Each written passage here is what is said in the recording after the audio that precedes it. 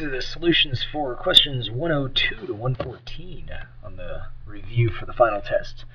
And so looking at number 102, we're supposed to graph this quadratic. A few different ways you can graph it. However, I like to always try to find the vertex, and so that's what I'm going to teach you here. And so we're going to start with our x component of the vertex, and it goes negative b over 2a, and it comes from the quadratic formula.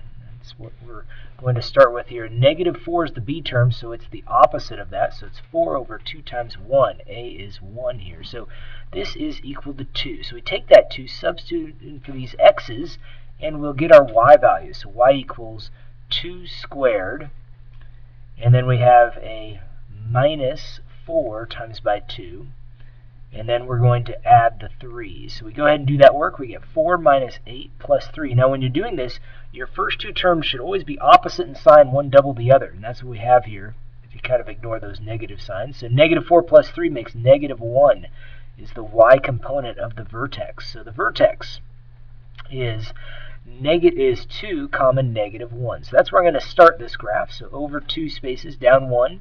And then I'm going to use what I call the parent graph. And so it works this way. Just this y equals x squared. It's what forms the shape. If you square 1, you end up getting 1. So over 1 space in the x direction goes up 1 space. Either way, see, if you square positive 1 or negative 1, you always get positive 1 as that answer, because 1 times 1 is 1. Now if you square 2, you end up getting 4. So over 2 spaces, again from the vertex, over 2, up 4 spaces.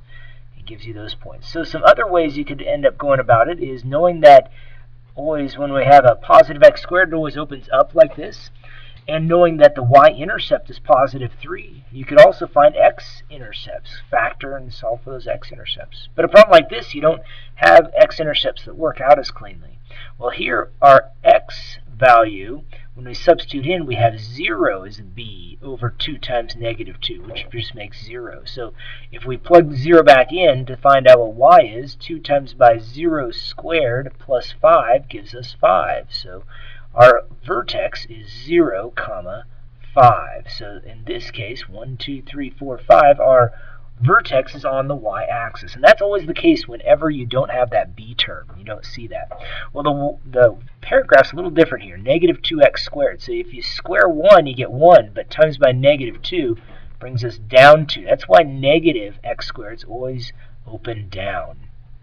If I square 2, I end up multiplying, I get 4 there, and multiply by negative 2, and I end up down 8. So over from the vertex, 2 spaces, down 8 spaces, brings me right there, and then another point exactly opposite of it, right at that point. So that's what our graph ends up looking like. It's a quadratic and a U-shaped graph again, but opening down.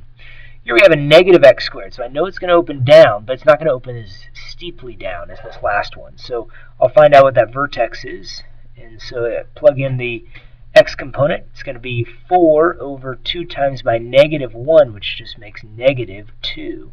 So negative 2 is the x component. Y component, careful here, it's the opposite of x squared. So x squared is going to be 4, but the opposite of that is going to be negative 4. And then minus 4 times by negative 2 makes a positive 8, and then plus the 2. So again, opposite signs, which they are, one double the other. If you kind of ignore that negative sign, so we get 4 plus 2 makes 6. So y is 6. So I'm going to go over 2 to the left, and then up 6 spaces. And then I just follow the parent graph. Parent graph is a negative x squared, so you square 1, you get 1, but you times by negative 1, which is what the opposite is, you go down 1 space. So that's why over 1, down 1, over 2, down 4 spaces. So that's 3, 4 right there. And that kind of matches what our y-intercept is anyhow. So those are some of the things you should always look for as you're graphing. Look for the y-intercept, see if it matches your graph.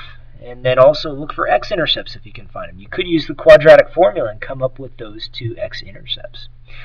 No b term here, so it's going to start down 6 spaces, and it's an x squared, so that just means over 1, up 1 space. Over 2 spaces, up 4 spaces. And that's what our graph ends up looking like. So we have a graph parabola opening up, looks like that, just a regular x squared one. Here we're supposed to find values of x when y equals 0. Well, here's the x-axis, here's the y-axis. When y equals 0, that means we're along the x-axis. You need to find x-intercepts is what we're looking for here. So where does it cross the x-axis? And so you look right here, crosses, and here crosses. So this is -2, and this is +2. So -2 and 2, those are the two x-intercepts. Here crosses at this point. Here it looks like +2, and over here +4. So 2 and 4.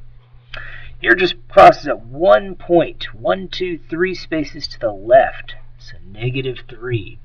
Here it doesn't cross at all, so here's the x-axis. It never makes it down to the x-axis, so here there are no solutions, no x-intercepts. Well, taking a look at these problems, they ask us to use the discriminant. The discriminant is a portion of that quadratic formula. It's this part. It's the b squared minus 4ac. And so remember, if you end up with a positive number, that tells us that we're going to end up having two solutions, two x-intercepts. If we end up with that b squared minus 4ac equaling a negative number, it equals a negative number, then that means we have no solutions, 0 solutions. And because it doesn't cross the x-axis, kind of like this one here, see how that does not cross. This would have, if we substitute the numbers that made that graph into that b squared minus 4ac, the discriminant, it would end up being a negative number. These two would end up giving us a positive number for the b squared minus 4ac. That's why you see the two solutions here, like we have. Well, if that b squared minus 4ac was equal to 0, then that means we only have one solution, just like we had right here, where it just crosses at one spot. So this would have b squared minus 4ac equaling 1. So let's take a look at our problems here. So we just go ahead and substitute the numbers in. 3 squared minus 4 times 2 times 9. So that makes 9 minus, and that makes 72. This is definitely a negative number. Negative 63 is going to give us 0 solutions. So no solutions here.